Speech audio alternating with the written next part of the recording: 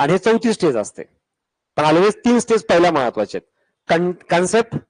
Concept clear आहे, content सोपा जातो. कंटेंट आणि कन्सेप्ट क्लिअर आहे, देन मग करंट बघणं सोपं जातं. पण लोक काय करतात, डायरेक्ट करंट वाचायला सुरुवात करतात.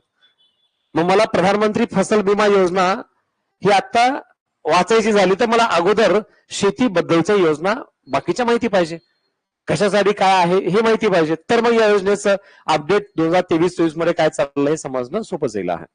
म्हणून कधीच करंटच्या मागे लागायचं नाही तोपर्यंत जोपर्यंत कन्सेप्ट क्लिअर नाही आहेत. म्हणतो ना, माझी एकदा ओळख झाली की माझ्याबद्दलची माहिती लक्षात ठेवणं सोपं जातं. म्हणून मग माझ्याबद्दलची कन्सेप्ट क्लिअर करा, देन मग माझं कंटेंट लक्षात ठेवा. मग माझं सध्या करंट काय चालू आहे त्याच्या रिलेटेडची माहिती आपोआपच पाहणं सोपं जातं. आणि मग या 3 गोष्टी समजल्या की मग त्याच्या रिलेटेड अप्लाइड कशामध्ये काय वाढ झाली घट झाली की मग काय असतं ते लक्षात ठेवणं सोपं जातं आहे. सो ऑलवेज इम्पॉर्टंट आहे. या